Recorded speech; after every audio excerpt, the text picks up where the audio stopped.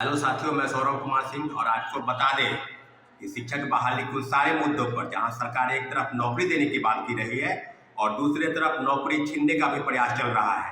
आपको बताते चले कि 3,50,000 नियोजित शिक्षक जो राज्य के विभिन्न विद्यालयों में अध्यापन का काम करा रहे विगत कई वर्षों से, और आज सरकार द्वारा नोटिस आया है कि उनको डिपार्टमेंटल परीक्षा यानी क्षमता जो परीक्षा है वो आपको पास करनी पड़ेगी 3 बार।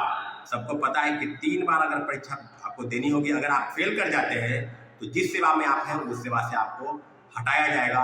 मुझे लगता है कि एनडीए की सरकार की एक बहुत ही गलत पहल है, जिससे कई लाखों नौकरी 3 लाख लगभग 4 लाख जो नियोजित शिक्षक है उनको नौकरी छीनने का प्रयास राज्य सरकार की इस नीति के तहत किया जा रहा है। तो मुझे लगता है कि जैसे सवाल सरकार से है कि आपने जब बात किया था नियोजित शिक्षकों को नौकरी देने की बात और दूसरे तरफ नौकरी छीनने की बात की जा रही है, तो बिल्कुल स्पष्ट हो गया कि सरकार की दोहरी नीति।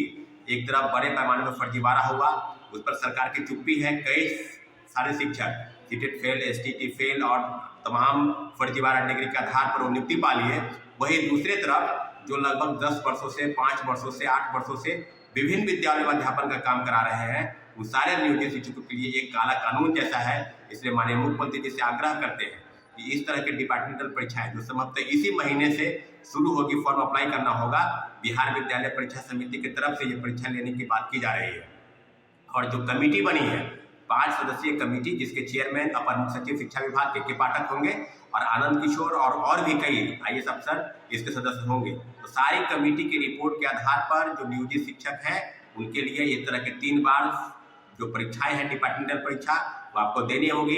अगर आप पास कर जाते हैं तो आपको राज्यकर्मी का दर्जा मिलेगा, जो वेतनमान लागू होगा वो सारी सुविधाएं आपको मिलेगी। लेकिन दूसरी तरफ अगर आप फेल कर जाते हैं तो आपको नौकरी से भी हटाया जाएगा। तो मुझे लगता है कि नौकरी से हटाने की बात पर कमेटी अपनी रिपोर्ट राज्य सरकार को सौंपेगी, लेकिन इतना जरूर है कि नौकरी से हटाने के लिए नहीं, अगर आप फेल कर जाते हैं तो कई ऐसी सेवाएं हैं सरकार की तरफ से, योजनाएं हैं जिनमें उनको लागू करने की जरूरत है, उनमें उनको रख देते अगर आप फेल कर जाते हैं तब। लेकिन इस तरह की चीजों से निश्चित रूप से राज्य सरकार के लिए ये बहुत ही आत्मघाती कदम होगा। मुझे लगता है कि माननीय मुख्यमंत्री जी को इन बिंदुओं पर, जब परीक्षा लेकर पास करने पर राज्यकर्मी का दर्जा और दूसरी तरफ फेल कर जाने पर आपको जिस सेवा में आप हैं, जिस नौकरी में आप हैं, उस सेवा से आपको हटाया जाएगा, आपको वंचित किया जाएगा।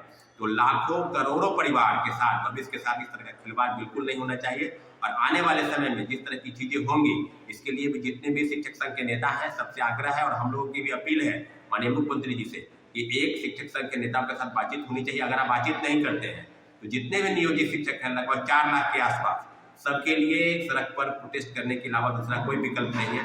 लेकिन इतना जरूर है कि माननीय मुख्यमंत्री जी इन बिंदु पर जरूर चर्चा करेंगे कि जो परीक्षा में बैठकर और पास नहीं करने पर दूसरी तरफ नौकरी छीनने के प्रावधान, इस सारी बिंदुओं पर चर्चाएं होंगी। और उम्मीद करते हैं कि माननीय मुख्यमंत्री जी 4 लाख नियोजित शिक्षकों के साथ न्याय करेंगे। अगर न्याय नहीं करते हैं तो एनडीए की सरकार के खिलाफ नियोजित शिक्षकों का एक बहुत बड़ा आंदोलन पटना के सकूर आपको